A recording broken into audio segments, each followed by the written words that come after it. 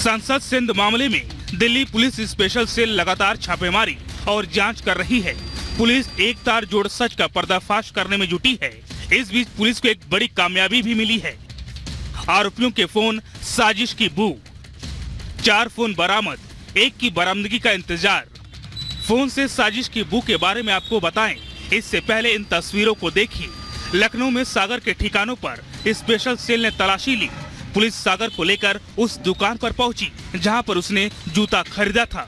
आरोपी सागर ने लखनऊ से खास जूता बनवाया था और उसमें स्मोक बम छिपाकर संसद के अंदर पहुंचा था। सागर ने 699 रुपए में जूता लिया था। सागर ने कुल 2 जोड़ी जूते खरीदे थे। आलमबाग नटखेड़ा मार्केट में शॉप। पुलिस ने शॉप में लगे सीसीटीवी खंगाले।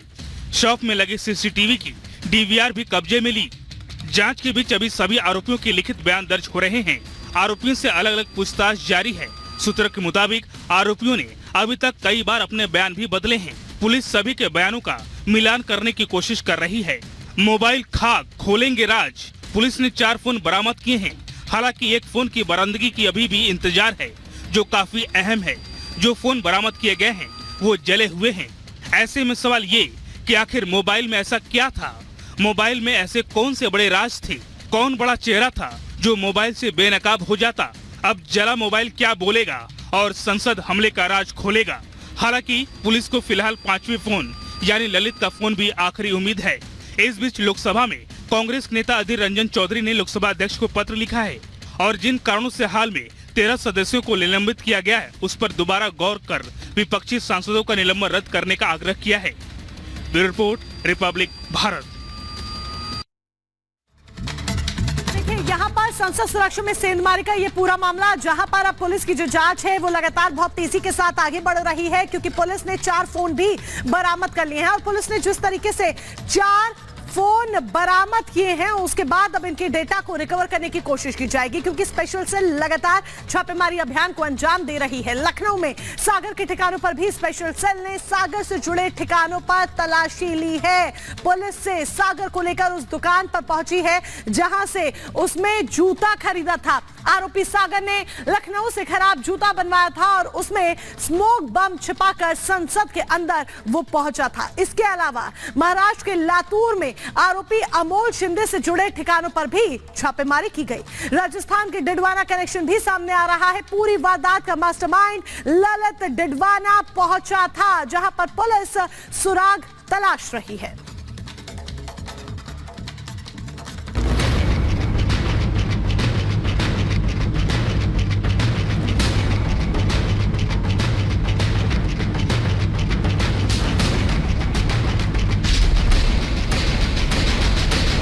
संसद में उपद्रव को लेकर दिल्ली पुलिस ने 6 आरोपियों को गिरफ्तार किया है।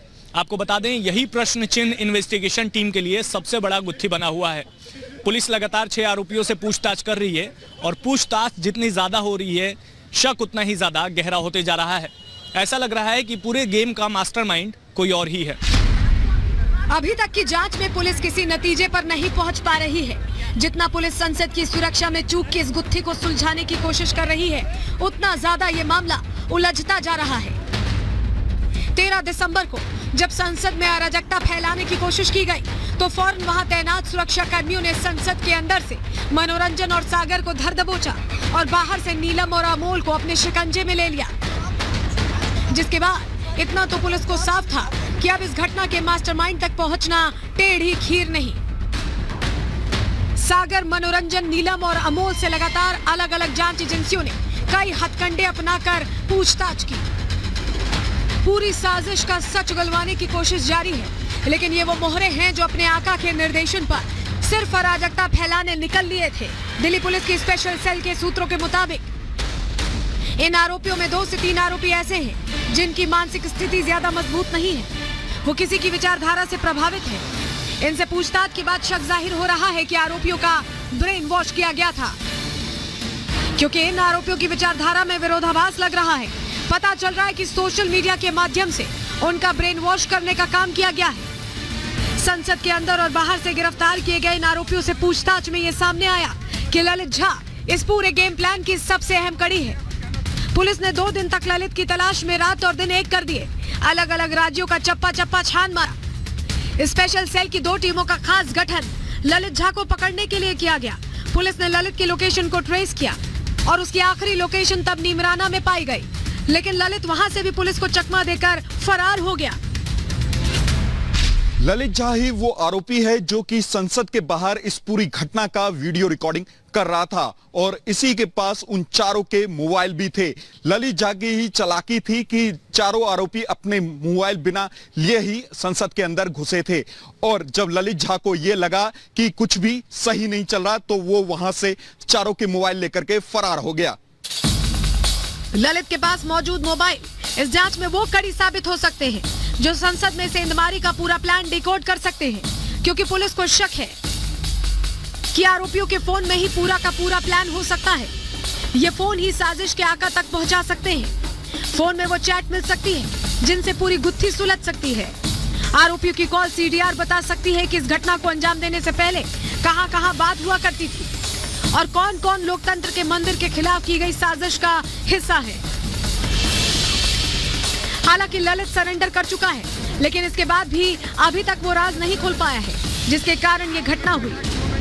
बेशक राजस्थान के नागौर से चारों आरोपियों के फोन जली हुई हालत में बरामद हो चुके हैं, लेकिन उनसे तुरंत डेटा रिकवर करना मुश्किल है, क्योंकि आरोपी ललित ने पहले उनके एक-एक पुर्जे को तोड़ा और फिर उनमें आग लगा दी।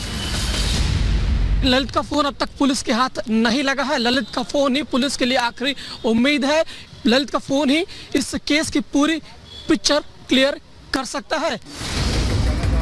ललित इतना शातिर है कि उससे किए गए किसी भी सवाल का अभी तक संतोषजनक जवाब नहीं मिला है। जांच एजेंसियां अभी तक आरोपी ललित झा को ही मास्टरमाइंड मान रही थी, लेकिन अब जो सामने